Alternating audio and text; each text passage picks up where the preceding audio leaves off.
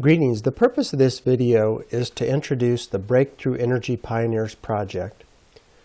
Breakthrough Energy Pioneers is a group that got off the ground just in April of 2014. It's conceived as a national network of meetup chapters around the country, beginning with our initial chapter in the San Diego, California area. Before discussing the Breakthrough Energy Pioneers project in more detail, I'm wanting to describe here on this slide a definition of what breakthrough energy is all about. We hear the term free energy sometimes, and free energy, this slide is showing, is something that we can define as energy that we don't have to pay for, with examples currently available including solar panels or photovoltaics, wind turbines, or hydroelectric power. Of course, there's always a cost involved in buying the technology initially, a solar panel system, or certainly building a hydroelectric dam facility. But then once the power begins to flow, there is no incremental cost for powering the wind turbine or solar panels, this sort of thing. Breakthrough energy we define as a free energy plus option that's capable of dramatically improving social and economic paradigms on Earth, technologies that are well beyond anything currently discussed regarding application and cost-benefit profiles. And the application areas for breakthrough power include grid power as well as off-grid power for residential and commercial applications, as well as the transportation sector. Breakthrough energy prerequisites, we're talking about technologies that have to be non-polluting, environmentally friendly, and same or lower comprehensive or holistic costs vis-a-vis existing conventional and renewable options. Of course, the existing conventional energy options are principally fossil fuels and nuclear fission, and the existing renewable options are again photovoltaics, wind turbines, and so forth. We have a preference within the breakthrough energy field for solutions that are distributed, off-grid, and ideally involve open source licensing agreements. This is an area, the breakthrough energy technologies, that really has not been discussed in our mainstream media to date. This is being recorded in May of 2014. And so the public in the years to come is going to have an interesting and exciting project to become familiar with this field, which really has a history going back 100 years, but has never entered into mainstream discussion until today, although there are many internet resources available related on these topics. Open systems examples in the breakthrough energy category include magnetic motors, self-running motor generator combination units, and solid state and rotary virtual photon flux or zero-point energy devices. Closed system examples of breakthrough power or breakthrough energy include very advanced electrolysis methods, which produce hydrogen variants that can be used to power internal combustion engines, for example. LENR technology, which is the genre that has been referred to initially as cold fusion. It involves actually a range of technologies that are now typically referred to as LENR, which stands for low energy nuclear reaction. And other such examples, a company by the name of Blacklight Power on the east coast of the United States with some amazing technologies of that category.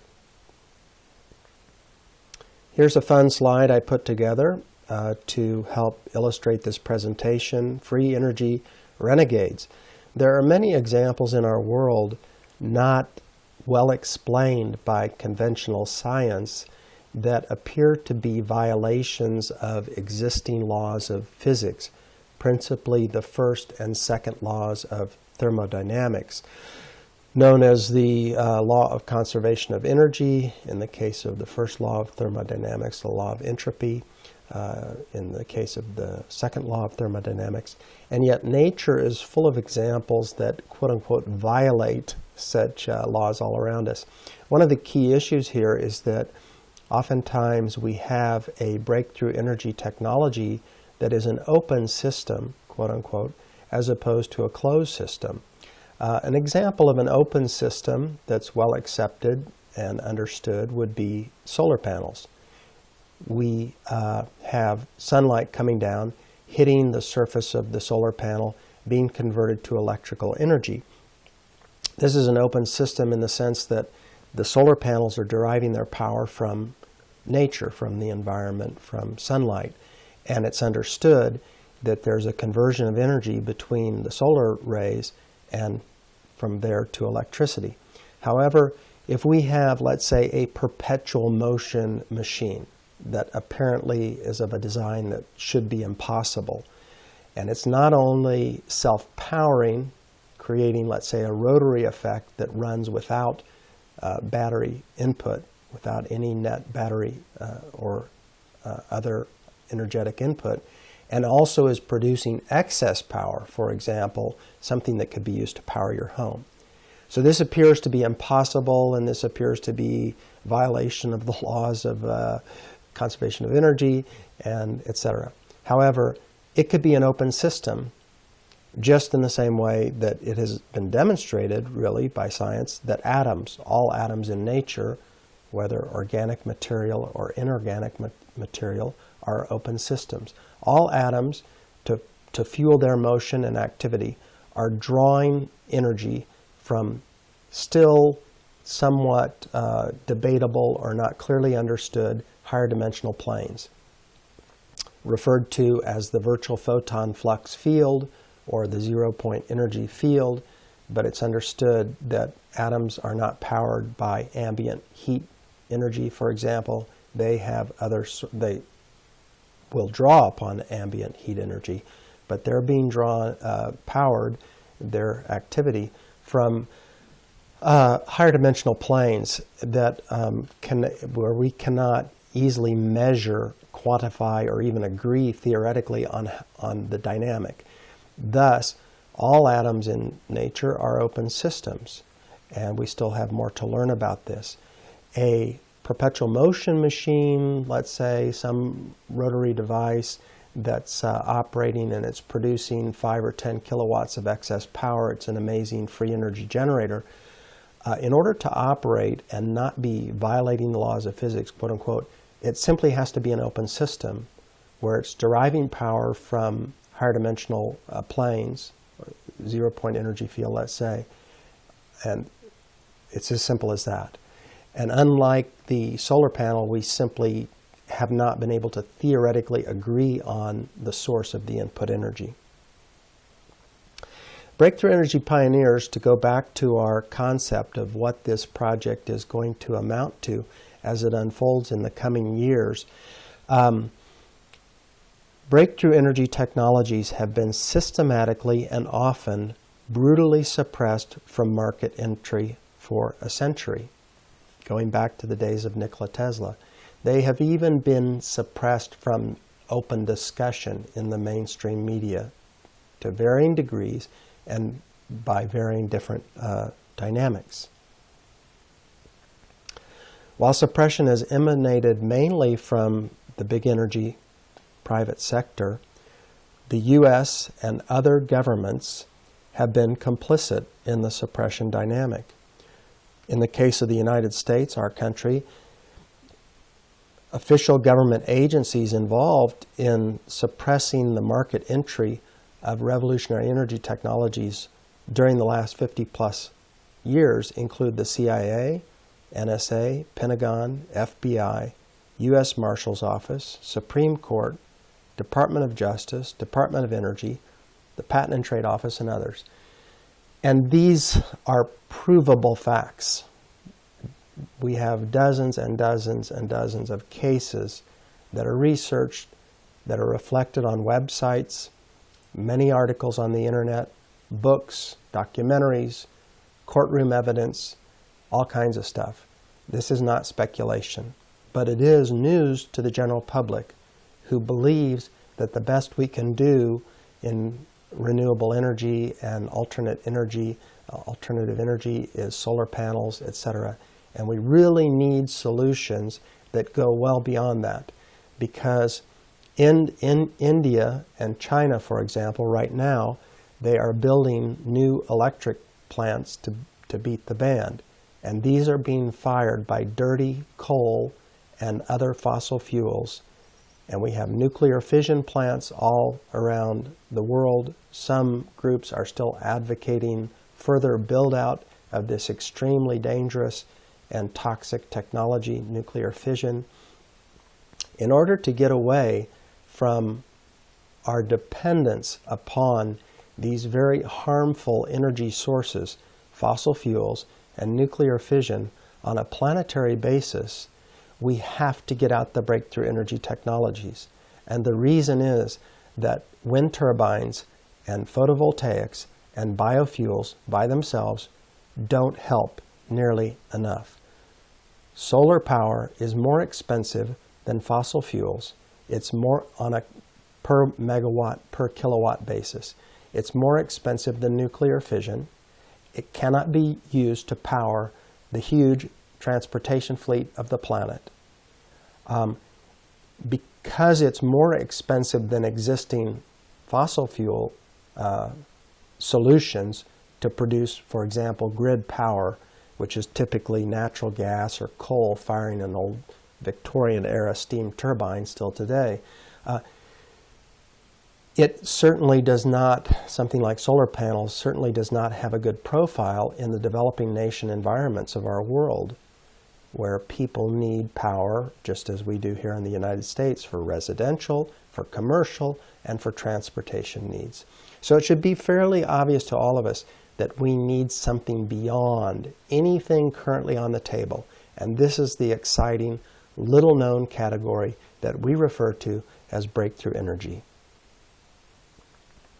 Energy is the largest sector of the global economy, joined closely to the transportation sector and to apex-level international economic, political, and military policy. It is also an extremely corrupt, harmful, and dysfunctional sector urgently in need of major reform and reinvention. Breakthrough Energy Pioneers helps raise public awareness and assists in foreshortening the introduction of the needed liberating breakthrough energy technologies.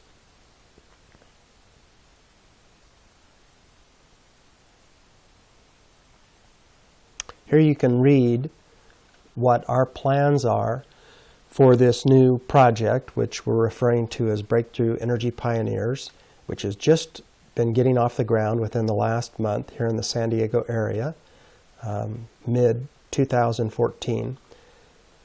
But here you can read what our plans are to build this project in the coming years. Basically, it has three components: public education, grassroots activism, and entrepreneurship, entrepreneurial and business development focus.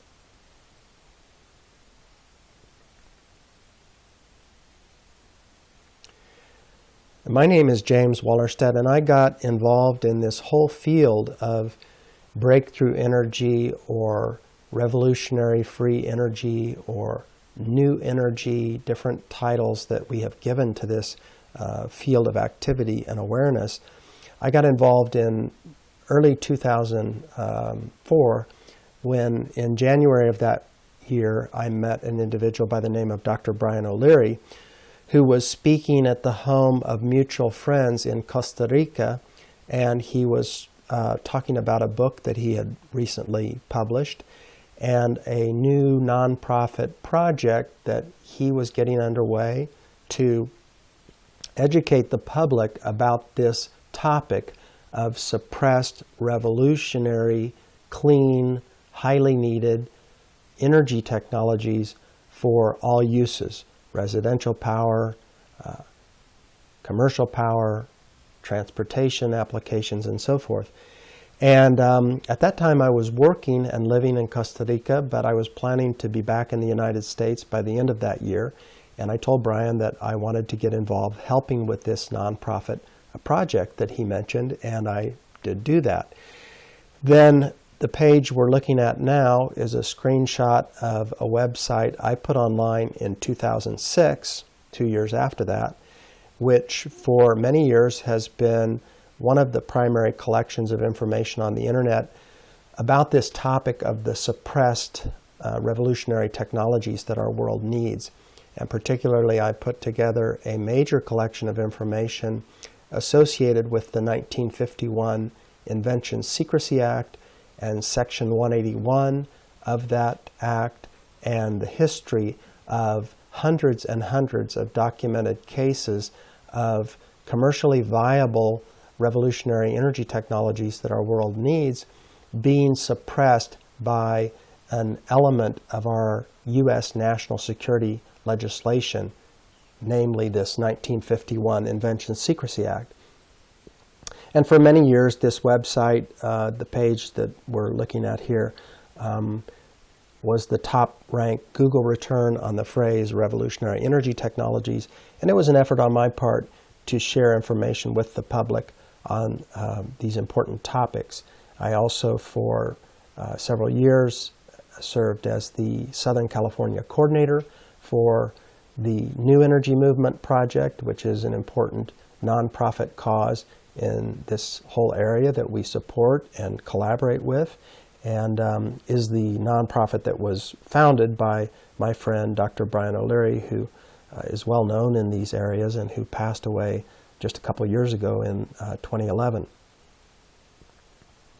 This is a screenshot of another website that I put online a couple years ago, which associates with a online petition and public awareness drive that I conceived of in 2010. The concept is to provide a vehicle whereby American citizens can voice their desire for our government to perform a competent and honest review of the hundreds of commercially viable energy and transportation technologies, advanced technologies, that have been locked down and prevented from open circulation via this 1951 Invention Secrecy Act that the public, by and large, doesn't know about. And this initiative was meant to be a public awareness and grassroots activism campaign. It still hasn't caught fire as of this year, 2014. But perhaps in some form it might need to be modified a little bit to adjust itself to circumstances in this whole area that are evolving very quickly now. It may still be useful. This is a photograph on the bottom left, or a collage of some images. There's a photo of myself with Brian O'Leary, Dr. Brian O'Leary, that was taken in Ecuador in the summer of 2008. I went down and spent 4 months that year in a beautiful village in southern Ecuador so that I could spend some time near Brian discussing ideas with him as to how we might get revolutionary energy technologies out on an accelerated planetary basis. And we had some very interesting discussions over that 4-month period.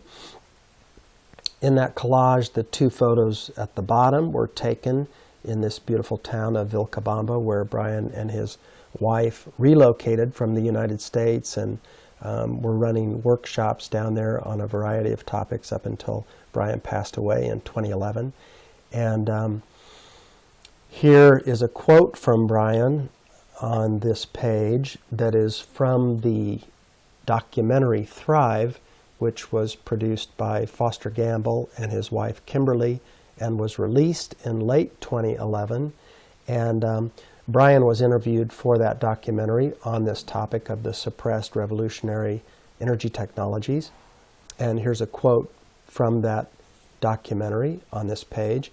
And then when we go to the next slide, we'll actually watch about a minute-long clip of Brian from that documentary, which has now been seen by tens of millions of people, certainly, but probably north of 50 million people by now. And it's made a great contribution to increasing public awareness, especially in this area of the breakthrough energy technologies topic.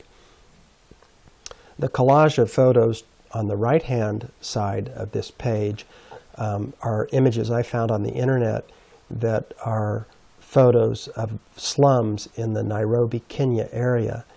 And one of the things that people will realize as they become more familiar with this breakthrough energy topic is that nothing in our world could make a greater difference in terms of improving average human quality of life and eliminating the worst forms of poverty around the planet and the worst forms of environmental destruction than getting these clean revolutionary energy and transportation technologies out. It's so important. And when we think of how, in the case of our country, the United States, our foreign policy has been used, the primary driver of our high-level military policy for the last 50 years has had to do with protecting and retaining influence over the major energy supplies of the planet. This associates with, for example, the U.S. move into the Iraq area over the period of the last 20 years. And then we have things like the BP oil spill in the Gulf of Mexico some years ago, which created such tremendous environmental damage. We have this Fukushima meltdown in Japan recently involving nuclear fission. And we have the tremendous drain on human productivity and incomes around the planet associated with the existing energy sector, which is, again, the single largest sector of the global economy and therefore the biggest drain on human productivity and labor and income and so forth. And its prices, its costs are integrated into food costs, transportation costs, of course, et cetera, et cetera. It's an area that is long overdue for major reinvention. I started to examine the breakthrough solutions, and much to my surprise, these concepts have been proven in hundreds of laboratories throughout the world, and yet they have not really seen the light of day. Rather than smashing things together and trying to control the explosion, these new technologies rely on blending, of dancing with what naturally is. The common denominator of all the free energy devices I've seen is that they mimic in one way or another the torus energy shape. If the new energy technologies were to be set free worldwide, the change would be profound. It would affect everybody. It would be applicable everywhere. These technologies are absolutely the most important thing that's happened in the history of the world.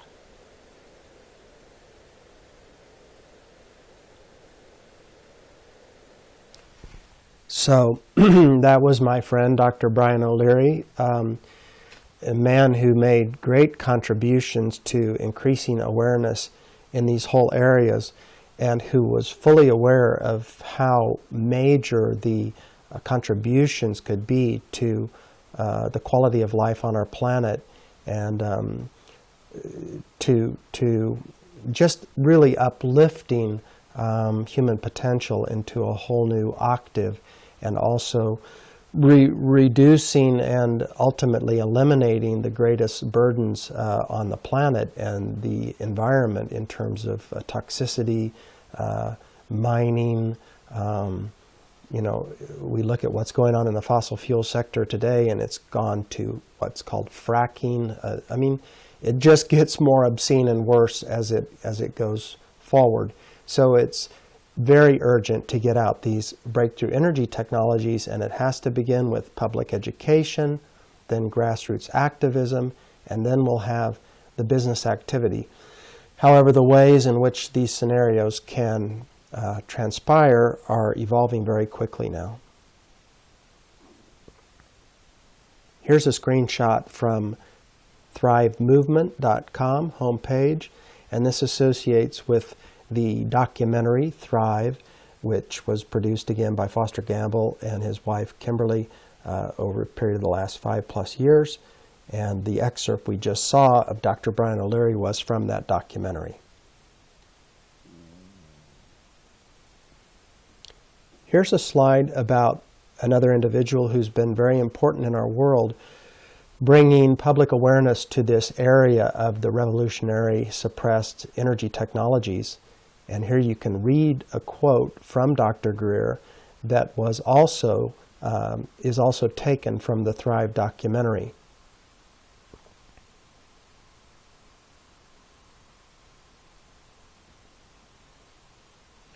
The image on the bottom of this page shows is a screenshot from a website that's associated with Dr. Greer, which is his Orion project, and its goal is to get out these suppressed revolutionary or breakthrough energy technologies, and 2 websites that associate with that, with his work. And now we're going to watch an excerpt of Dr. Greer also from the Thrive documentary. The energy is extracted from the fabric of the space around us, which means it cannot be metered. That is a direct threat to the single largest industry in the world, energy. It's goodbye ExxonMobil, goodbye oil, goodbye coal, goodbye linear transmission of electricity through power lines, all that gone. Unfortunately, it's someone's $200 trillion piggy bank. The proven oil and gas and coal reserves are worth north of $200 trillion.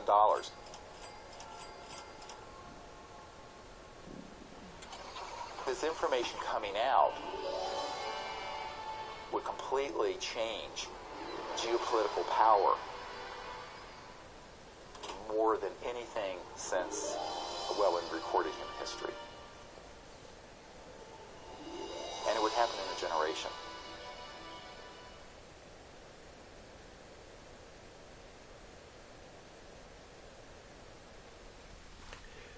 So that's a very exciting scenario, and again, it's underlining from an expert's perspective, and Dr. Greer certainly deserves to be considered an expert in these areas, just how important this whole topic is. So one of the things we find as members of the public as we get into this area and we say, you know, I think I'll look into it. And let's say you watch this presentation or a similar presentation on the internet, or run across an article on the internet that seems to have some very exciting, credible information on these topics, and then you think, okay, I'm going to look into this a little more. So what do?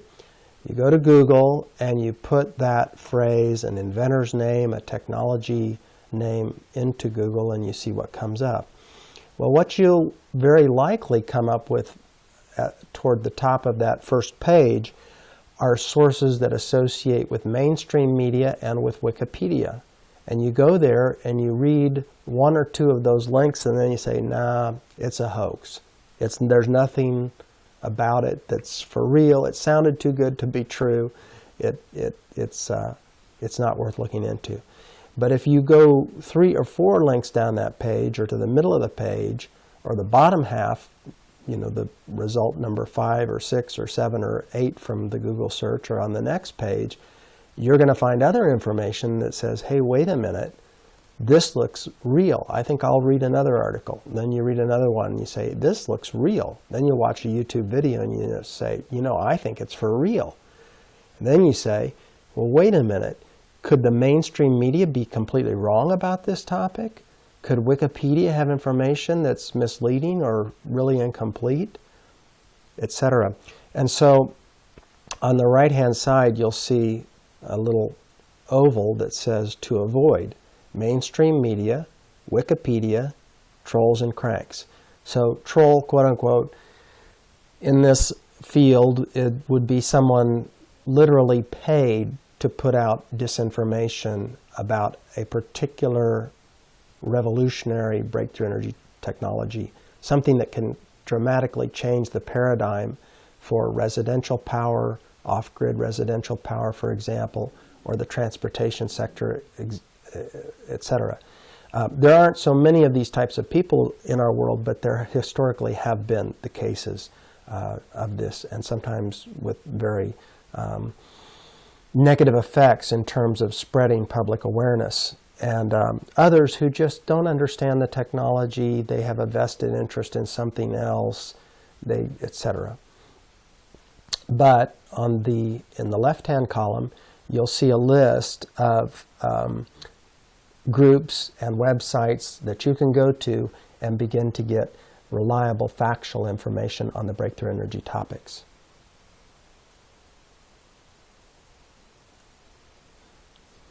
So here's the question.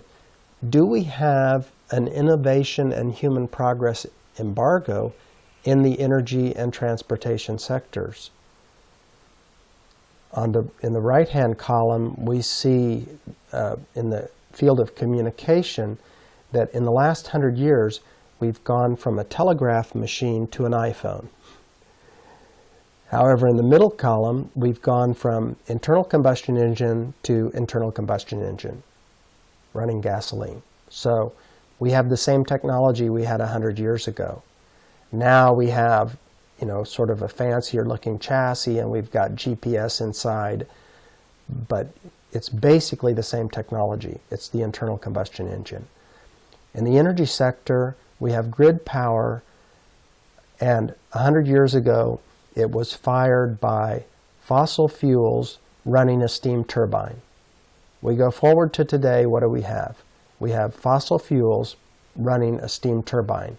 We haven't gone anywhere.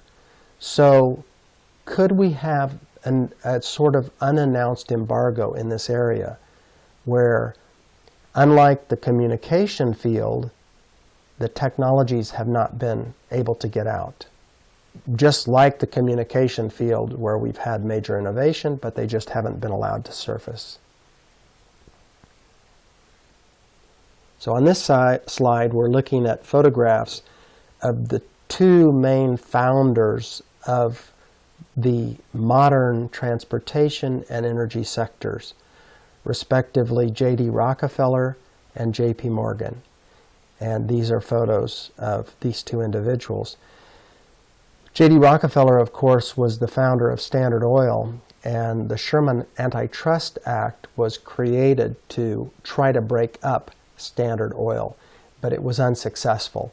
It basically just reformulated itself behind the scenes by arranging high-level Wall Street holding company ownership across all the different companies, and they remained linked together at the board of director level and at the shareholder ownership levels.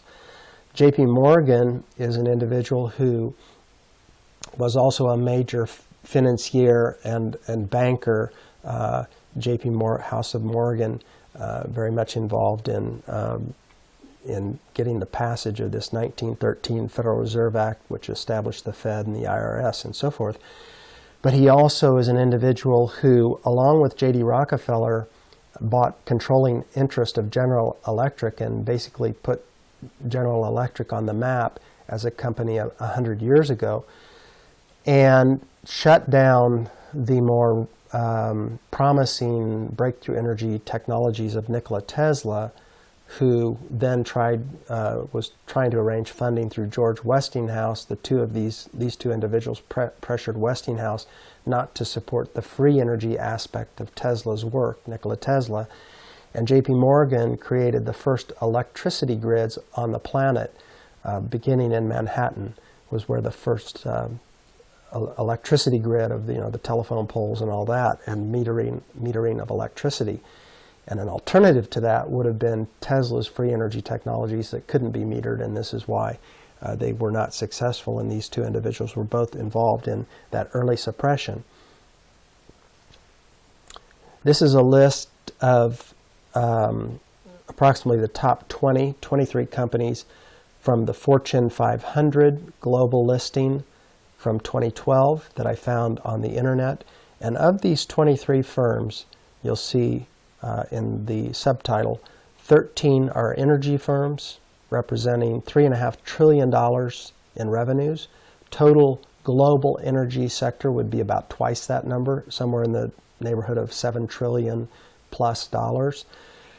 And of those top 23 firms, and this was again less than 2 years ago, this listing, 4 are transportation firms. And transportation, of course, is joined at the hip to energy. So you can see from this that certainly the dollars and the political clout and political connections to create the embargo on innovation that we saw in an earlier slide is there. The power is so overwhelming, and people will say, well, if these technologies, breakthrough energy technologies, were for real, why wouldn't the big boys get behind it? Well, the big boys already own our world. They already have these most impressive, major, overwhelming flows of income, of the political power, social control that associates with all that, and so forth. They see change of this nature as a threat. They're not the ones who are going to promote it. They're the ones who've been working against it. And if these topics cannot even come successfully into public discussion via the media, public awareness, public education, then the 99% plus of the global population that would like to see these things released and in circulation can't even begin into an open debate and discussion about these topics because the topics remain unknown. This is text taken from the little-known 1951 U.S. Invention Secrecy Act, Section 181. And since this legislation was created, the mandate for suppression in this area has been greatly expanded from its initial purpose, which was control of weapons technologies that could get in the hands of rival powers on the planet, to supporting the petrodollar, for example.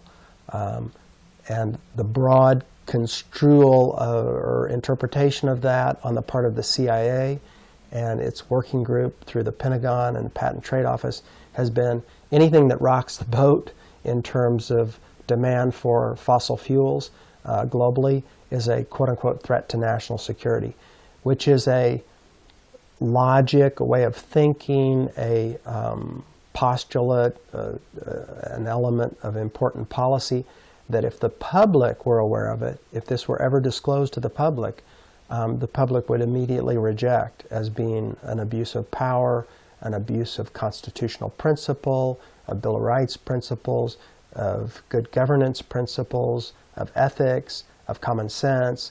You know, it's running us toward a Mad Max sort of meltdown and an Orwellian scenario where in our current situation the gap between haves and have-nots is growing. We've got poverty and food shortages and economic pressures that are growing worse, and all of this could be greatly improved and ameliorated by releasing these revolutionary energy technologies, at least a subset of them that is most needed in our world and that does not have any additional weapons potential and so forth. But again, if the public's not even aware of these issues, then it can't be debated. So here we see 3 strikes against free energy. Again, with the founding of the modern transportation and energy sectors, we have the robber baron factor, we might call it, J.P. Morgan, J.D. Rockefeller. And this sort of thing exists to a degree in all sectors where existing powerful groups will buy out and suppress technologies, will prevent technologies that are competitive from getting a clear shot at distribution, this sort of thing. Then we have the 1951 Invention Secrecy Act, and this added a layer of suppression that the public still doesn't know about. And then we go forward to 1971, and in 1971, the Nixon administration declared the end of the gold standard for the world's default global currency standard of value, which is still the US dollar. Up until 1971, there was convertibility between the US dollar and gold, physical gold, at $35 an ounce, which had been established during the administration of FDR. In 1971, France and several other countries said, we want to start exchanging some of our dollars for gold. We'd like to have more gold and less dollars.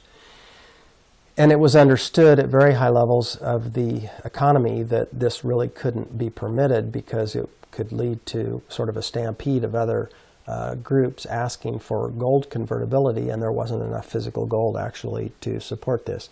So in 1971, the Nixon administration said, we're going off the gold standard. And then the big question in everyone's mind is, okay, we have a currency that's the global default currency since the end of World War II, but it's not backed by any physical commodity, which is not acceptable. And what happened was, behind the scenes over the period of the next 4 years, in 1973 and then again in 1975, arrangements were made for what became known behind the scenes as the petrodollar accords. And these were negotiations that were led by Henry Kissinger with the government of Saudi Arabia and then with all of OPEC. And by the end of 1975, OPEC had agreed only to sell all of their energy reserves and energy supplies, oil basically, in US dollars, no other currency. And then this was accepted by the international community as sort of a default substitute for gold. But then what this means is that the CIA and the groups that have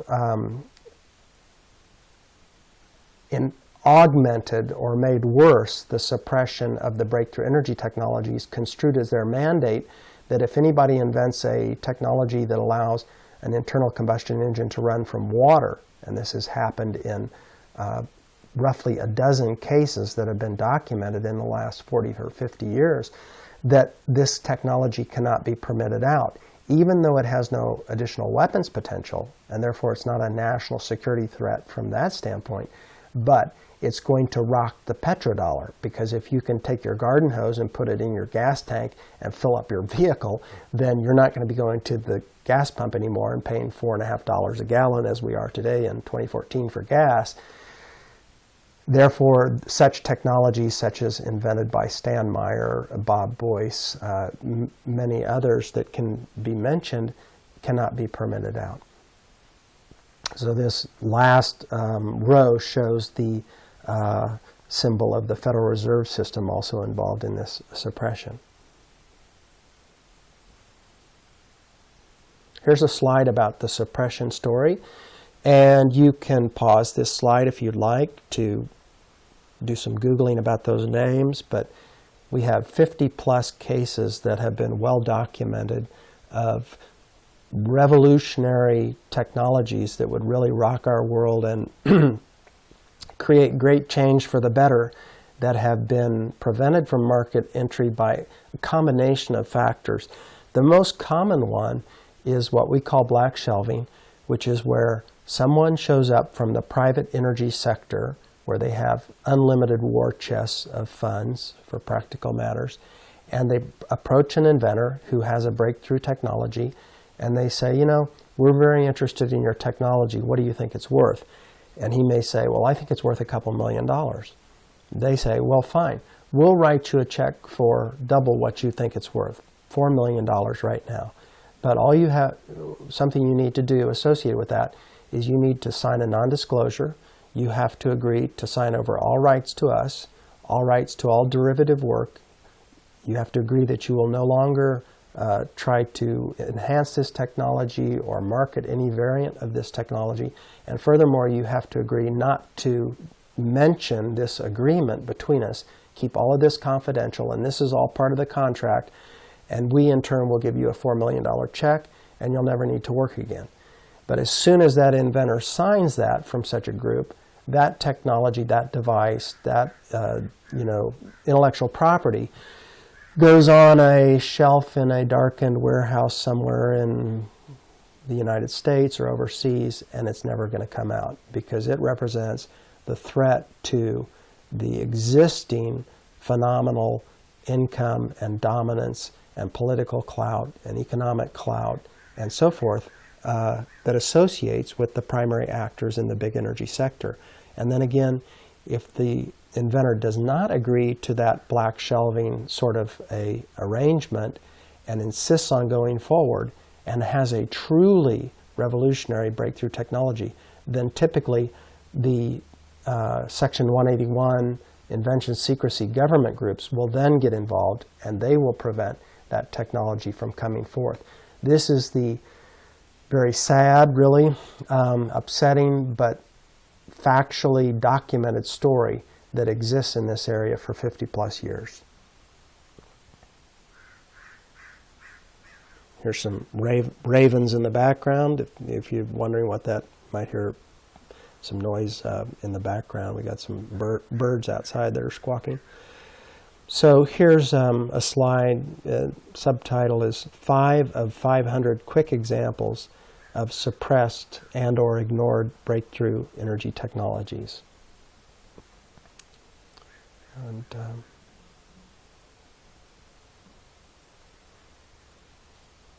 water car examples. So these are technologies that involve electrolysis, producing hydrogen as a fuel source from water, but electrolysis with efficiencies in the range of 10 plus times anything that, according to conventional electric engineering theory, is possible via Michael Faraday's equations. So Michael Faraday is someone who originally wrote about the electrolysis process of splitting oxygen and hydrogen from water. And many of us will remember from our grade school or junior high experience having the little battery that's got 2 electrodes that goes into a glass of water and capture gas that comes out of it, and the hydrogen is flammable, it could be ignited. And then there's the equation, and the conclusion is that it takes more power in electricity to get out than the caloric value of the hydrogen produced in all this. But this associates with a very primitive brute force method of electrolysis. Turns out that if you know what you're doing, you can get electrolysis producing hydrogen from that water at rates 50 plus times more efficient than Mr. Faraday learned how to do. And this is what we know generally as progress, right? Scientific progress. But it hasn't been recognized in the mainstream because the inventors who have developed this technology that would have had devices that would have been incorporated by the major automobile manufacturers to run internal combustion engines from water, which could have begun at least 50 years ago with Stan Meyer's technology that he demonstrated, and others, Andrej Puharich, Paul Pantone, Bob Boyce, Henry Garrett, John Kanzias, Daniel Dingell, others that could be mentioned. Their technologies have been suppressed from sort of the more gentlemanly forms through financial means and et cetera, to the more brutal forms of suppression. Stan Meyer was poisoned, and that was after he told the groups coming from the U.S. government that he didn't feel that his technology should be suppressed via Section 181. And let's just say he was not successful getting his technology out. But in all of these cases, if the technology had become an item of commerce, distributed as a kit you could retrofit onto an existing vehicle, or coming out through General Motors and Ford and Toyota and so forth in their production processes, then the scientific community, the electrical engineering community, would have to accept, here's a method of electrolysis that is 46 times more efficient than what Faraday's equations imply. Simply because you couldn't ignore it once you got the physical vehicle in your driveway that does these things and is demonstrable and can be tested. But if the technologies are suppressed before they're able to enter the market, then you can still be debating today in 2014 whether it's possible to get these kinds of high-efficiency electrolysis results or not. It's, in many cases, it's analogous to an opera singer hitting a wine glass with the perfect note, and it shatters. And so in this case, it has to do with the resonant frequencies of the water molecule. If you know exactly what you're doing and you hit it with a sympathetic vibration representing its own resonant frequency, it just busts open with a very light touch of energy being applied.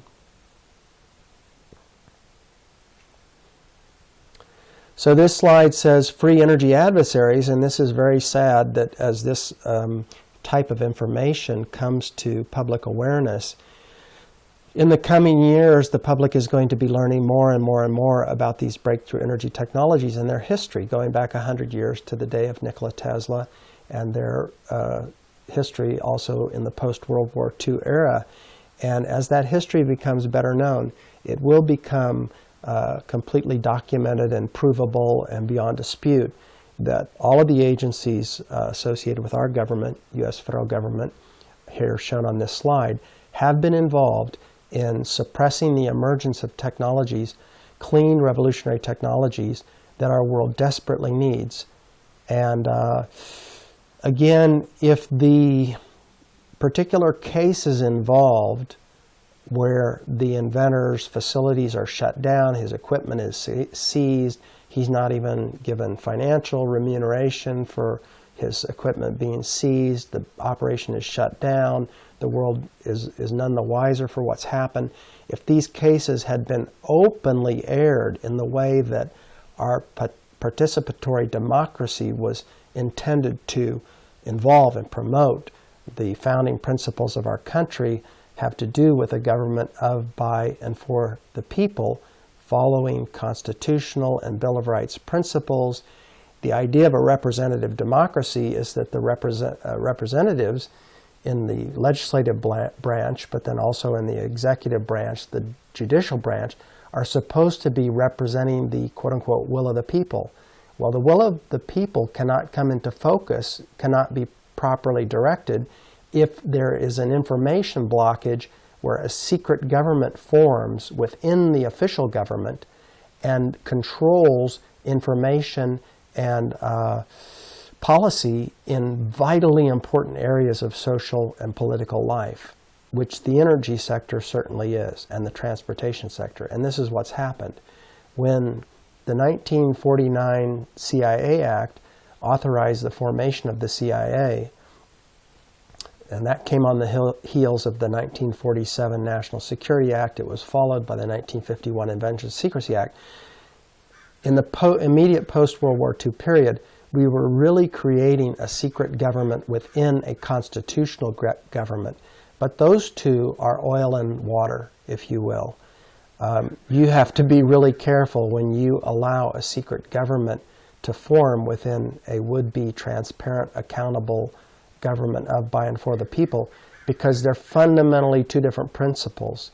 And the secret government concept is returning to the things we were trying to get away from when we founded this country, which is corrupt monarchies and feudal oligarchies that would run things in a way that the peasants didn't even know what the heck was going on and couldn't influence it. And so this is the sad history here that's going to come out, is already coming out very powerfully via internet sources. It just has not really broken into the mainstream media yet, and not mainstream consciousness.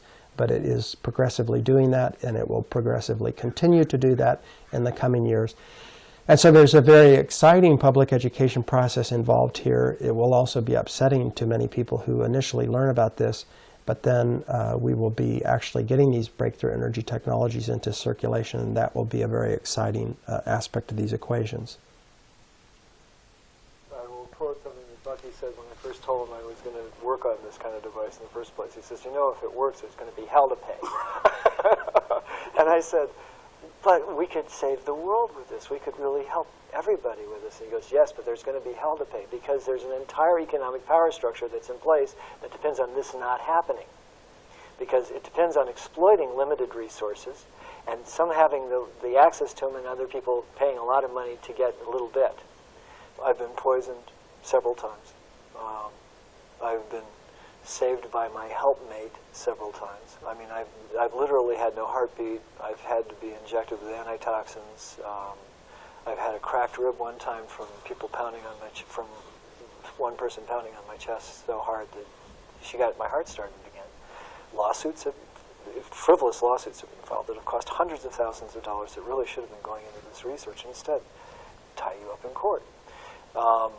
That's one form of harassment. And that's a very real form of harassment that a lot of people who are trying to do something good find themselves involved in. Our laboratory in Oregon was raided by 13 federal marshals in broad daylight, and everything was confiscated, all the equipment. The replacement value was $23 million, and when the equipment was returned by court order, the charges having no substance, the equipment was ruined, and there was no remediation. So, to answer your question, none of us had the money to replace the equipment. So, what happened to the technology is that it was taken. You know, it was abducted.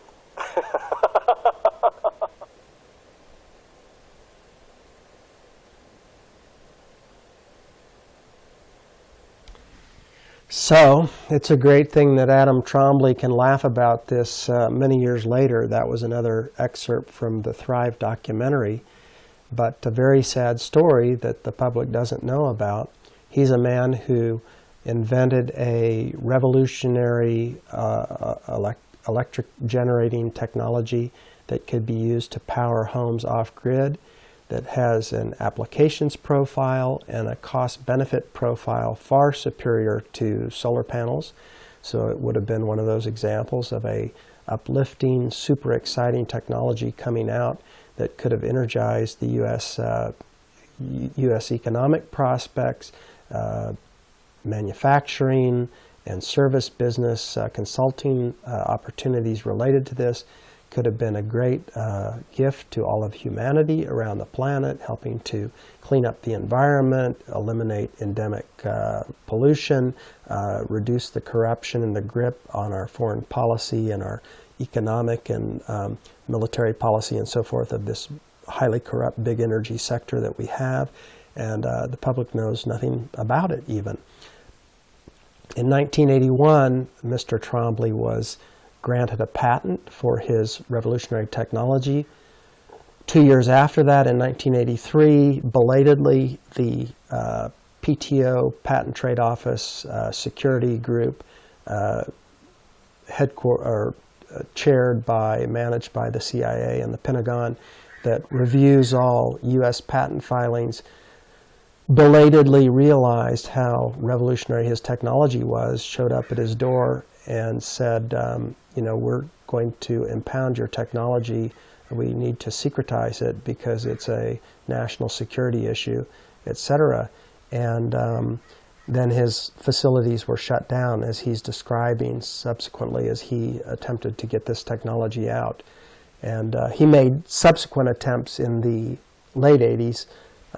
There's at least a rumor that he has run private residence, his own private residence in Hawaii for many years with this technology off-grid, and yet has understood that it's too dangerous to try to manufacture and commercialize it.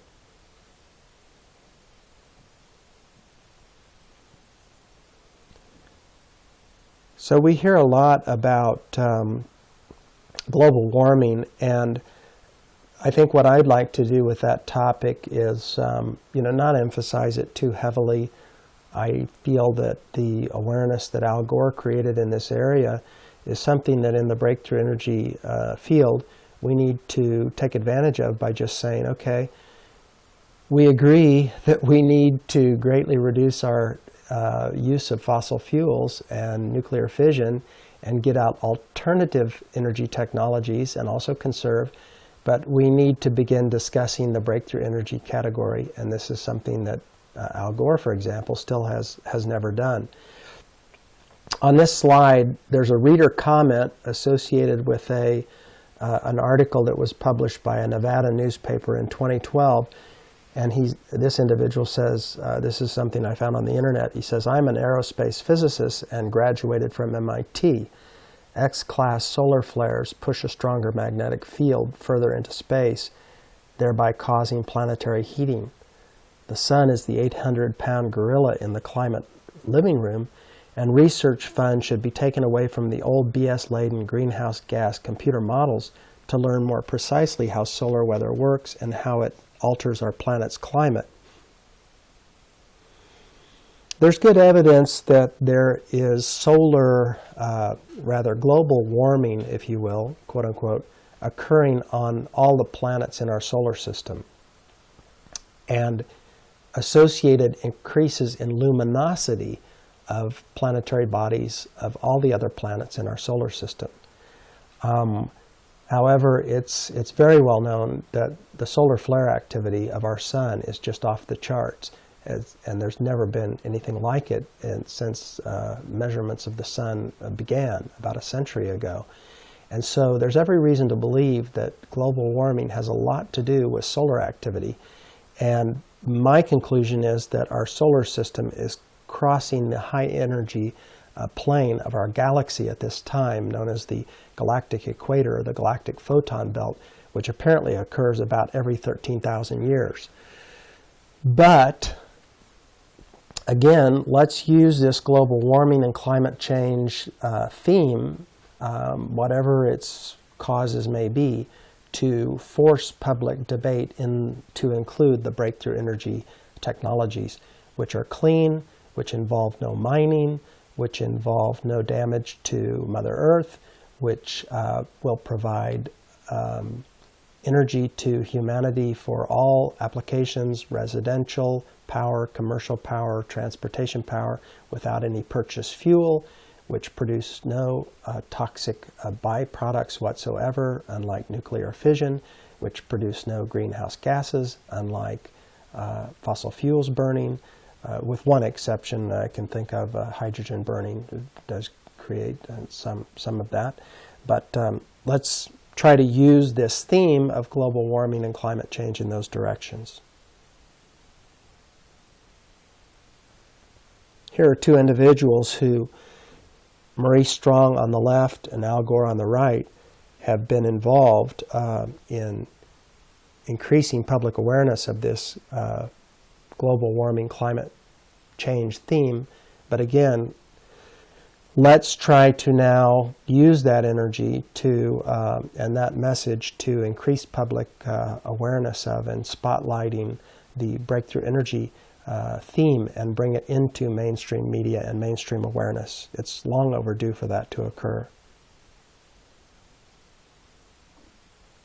This is a screenshot from a really interesting and promising documentary which has just been released within the last year or so, Take Back Your Power, and it's all about the smart grid, so-called, and smart meter agenda, which I encourage you to watch this documentary. I think the website is takebackyourpower.net, and just do some Googling on the smart grid and smart meter phrases, because it's a very troubling agenda. It's an agenda that'll get knocked out and reversed as the breakthrough energy technologies come out, I'm sure, because people will much prefer to have a microwave oven-sized device that powers their home, produces 10 kilowatts of power, requires no fuel, is silent, requires no maintenance to speak of, and has a better profile than solar panels because it will cost much less, as it's amortized and whole cost on a per kilowatt or an annual basis.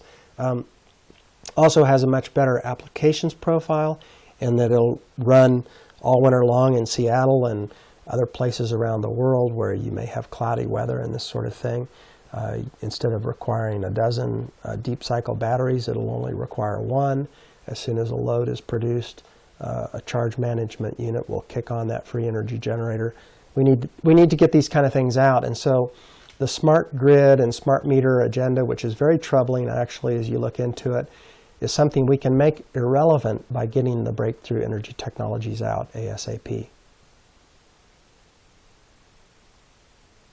Here's a quote from Foster Gamble, who was actually interviewed in this documentary, Take Back Your Power, and you can read what it says there if you'd like.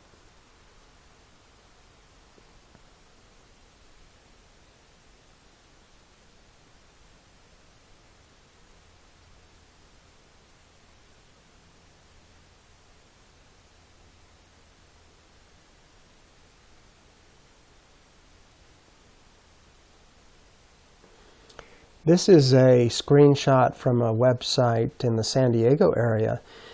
And this is a citizens initiative, nonprofit. They're just supporting themselves with donations and so forth. But it's an example of the type of initiative we need.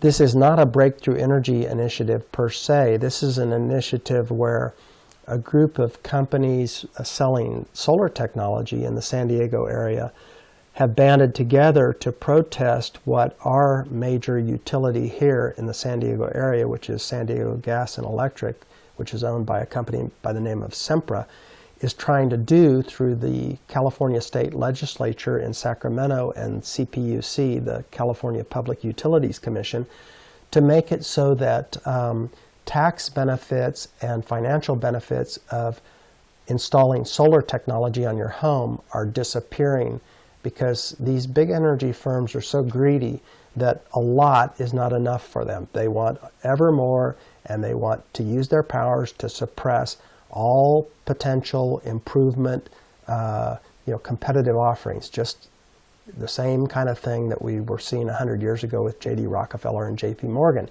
is still going on constantly at the federal level, state levels, the CPUCs,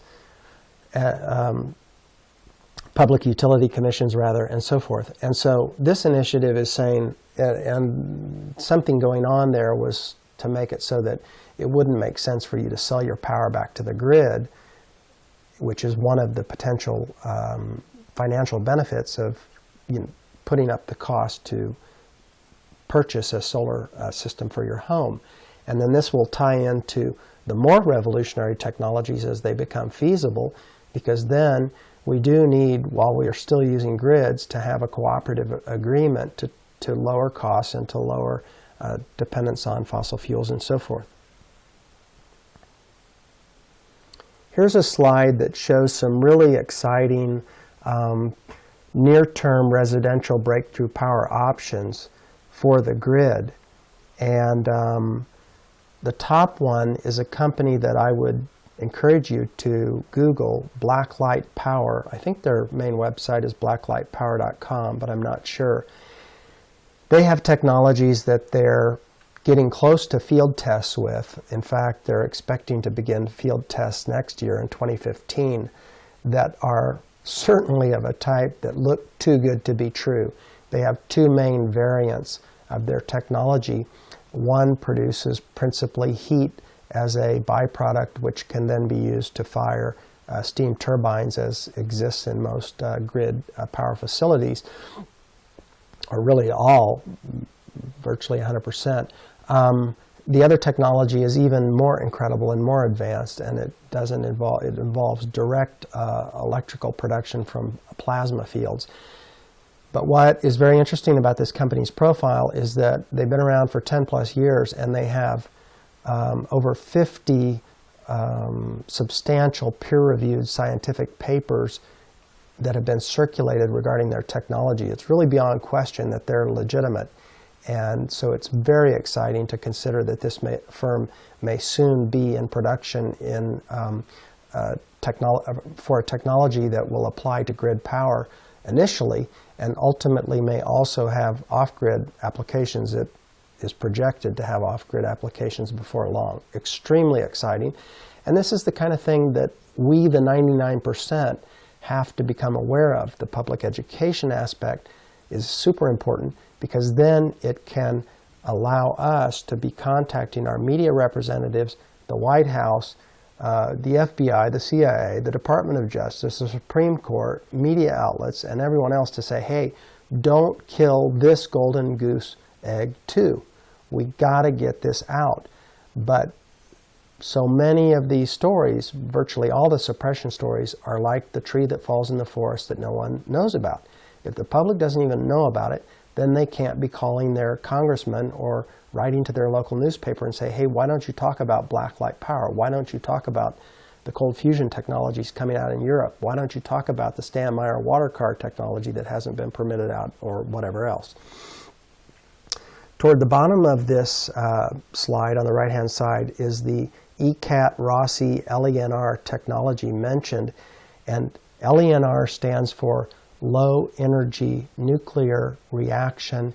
It's an umbrella phrase that is being used to refer to the technologies that were referred to from the late 80s forward as cold fusion.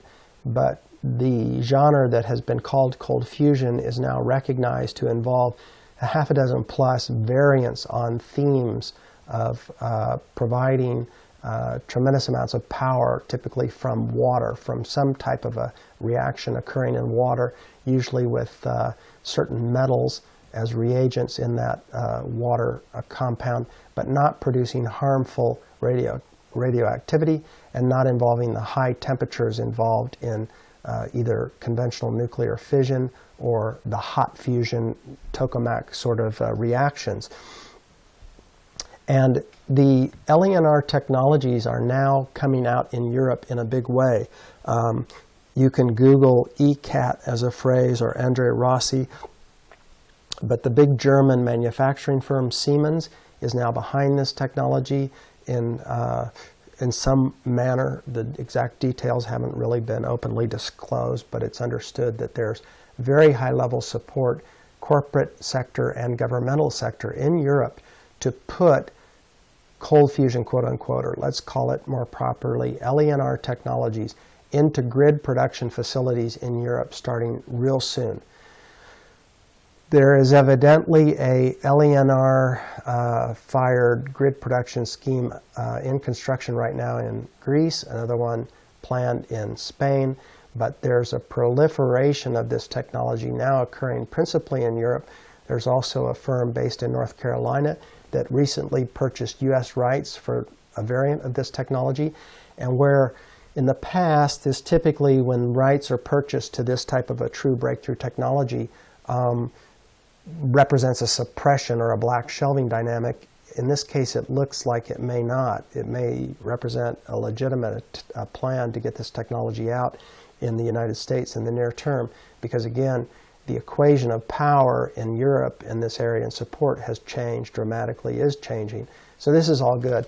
And we can expect that with regard to grid power versus off-grid power for homes versus the transportation sector, that the breakthrough energy technologies will be released in that sequence. First, grid power, because this is the least upsetting to the status quo, 900-pound gorillas in this whole area of our world. Then residential power, where it will probably initially be that the technologies will be coming out in mass production in Brazil or Russia or China, possibly other nations that are moving toward formally protecting this area. They won't be coming out initially in the United States because the suppression pressures have been unfortunately the strongest here as opposed to anywhere else in the world. But when they begin to come out, let's say revolutionary free energy fuelless generators for off-grid power in Brazil, and that becomes a major story on the internet being circulated, it's going to be picked up by all kinds of people here. Then you just got the clock ticking as to how much longer they can, the powers that be, can continue to suppress the open manufacturing and distribution of such technologies here. The transportation sector is going to be the last to benefit, probably in the form of a, let's say, miniaturized revolutionary energy generator then being popped into a Tesla Roadster, because any of these EV electric vehicles that are coming out that now have quite a number of powerful batteries in them and a limited range before they have to be plugged in and recharged, are vehicles that once we have the miniaturized fuelless energy generators of a breakthrough variety, you could just take out a couple of batteries, pop one of those in, and you're good to go, and you never need to plug your vehicle in anymore. You now have unlimited range in that vehicle. You can go coast to coast. You can go from the United States down to the tip of Argentina and back without refueling. This is going to be beautiful. But the suppression pressures in this whole area have been strongest in the last 100 years from the transportation sector and anything to do with replacing gasoline. So it's probable that those will be the most delayed in coming out. This slide is an example from a very exciting development that took place just within the last couple of months. In late March of 2014, there's a group that massively open source released plans for a revolutionary energy technology, or at least the hope was that the plans released, it was a 35-page PDF document, represented a 10 kilowatt, intended to be a 10 kilowatt off-grid breakthrough electrical generator for residential off-grid power. Within a week or so of this group releasing this PDF document and some background information, according to them, several tens of thousands of people, more than 10,000, but in the neighborhood of 20, 30,000, had downloaded these plans, and including many individuals who have entrepreneurial and engineering backgrounds, who have been following the breakthrough energy genre for years and this sort of thing. What this phenomenon demonstrated was something very exciting, that you can get a lot of traction of individuals trying to replicate such a technology in the field very quickly. A related forum within a period of just 2 months got over 600, currently has over 600 registered participants. However, the problem with this particular technology at this point is that no one in the last 2 to 3 months has successfully demonstrated being able to achieve the intended result, which is a 10 kilowatt electric generating unit requiring no purchased fuel. There are advances being made, and there are some encouraging developments, but there's the jury's out as to whether this will amount to anything like the hoped for result or not. However, I think at minimum what it demonstrates is that for those in our world, those few individuals in our world who do have detailed plans for a revolutionary energy technology with massive implications for our world, were it to get out and be enter into mass distribution, it demonstrates that it is very feasible to massively open source release the related plans for that device, and that within a period of just a few months you would have hundreds, if not thousands, of people around the planet replicating that technology in garage shop or cottage industry mode, and from there it's going to enter mass production in India, in China, in Russia, in Brazil, and in the United States and other places where typically it hasn't ever occurred, or historically it's never occurred, simply because you can break open the suppression embargo so dramatically in this manner that the suppression forces just basically have no option but to wave the white flag. And as soon as it begins, the technology begins into mass distribution in any given environment, then everyone is going to clamor for it to be massively distributed in their own location.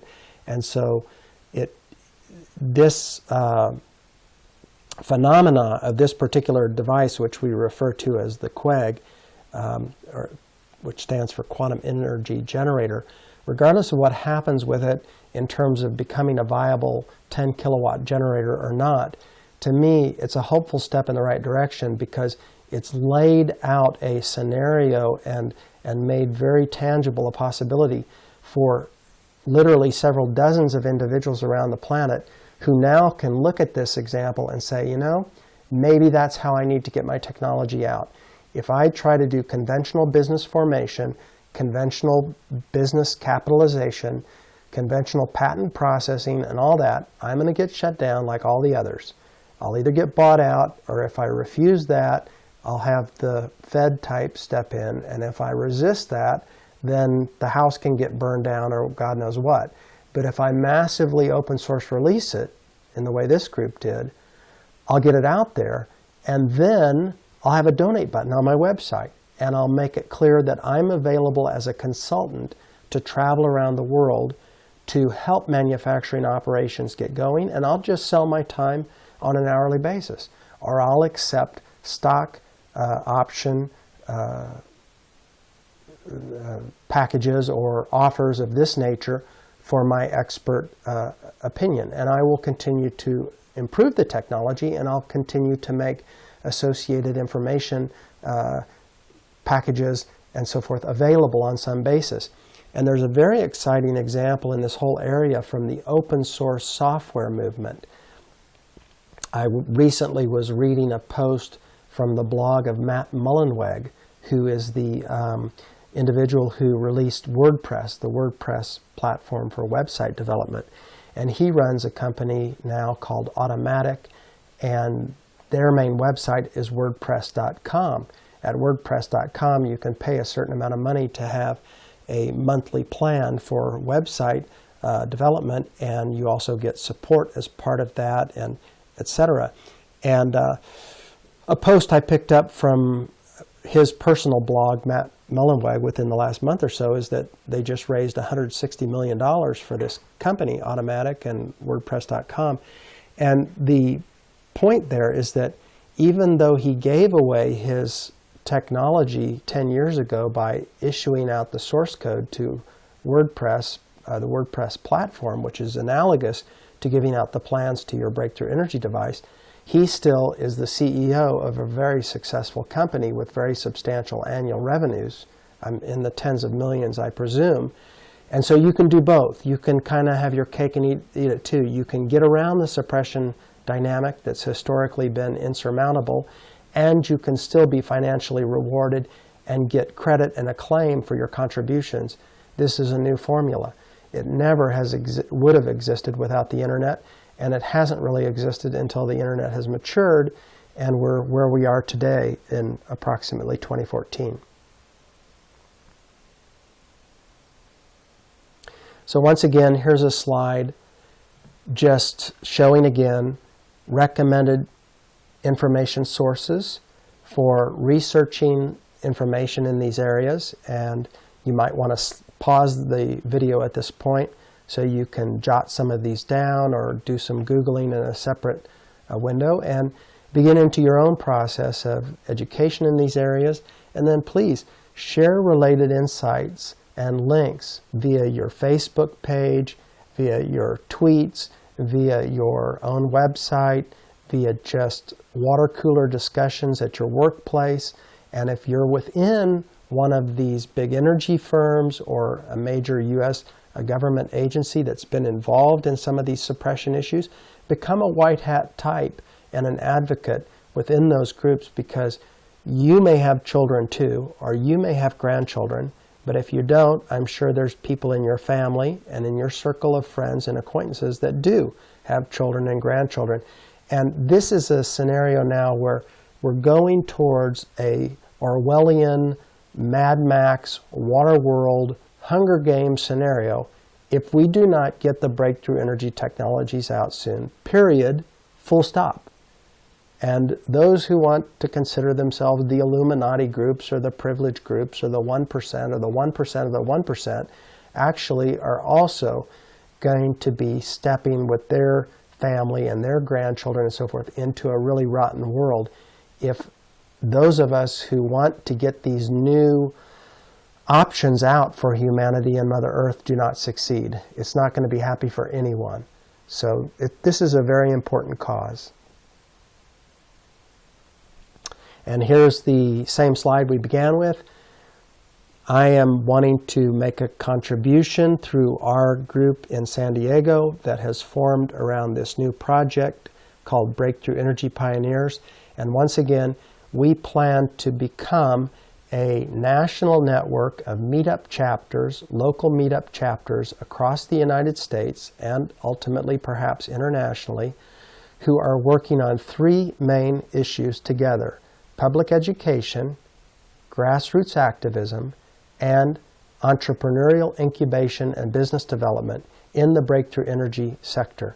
And we plan to work cooperatively with and collaborate with and help to build momentum for all other movements in this area of the breakthrough energy technology, awareness raising, business incubation, and so forth that exist, including breakthrough energy movement, the Thrive movement, New Energy movement, Sterling Allen's PESWiki and NEST networks, Dr. Greer's Orion Project, and others. We need the more the merrier. We need all hands on deck for this project. And so we want to make a unique contribution in this area. We want to support all of the other existing movements that are just mentioned and others that are already doing yeoman's work to take forward these causes. We need the more people, the more movements, the more contributors, the better. This is so important, and it's such a huge challenge. We're talking about transitioning the largest sectors of the global economy that are joined at the hip to the highest level, financial circles, political circles, governance groups, and so forth. So this is a decades-long project of planetary renovation that's been long delayed. We need to really get a move on it now. Thank you for listening to this presentation, and I hope you will do your part to help take this breakthrough energy agenda forward.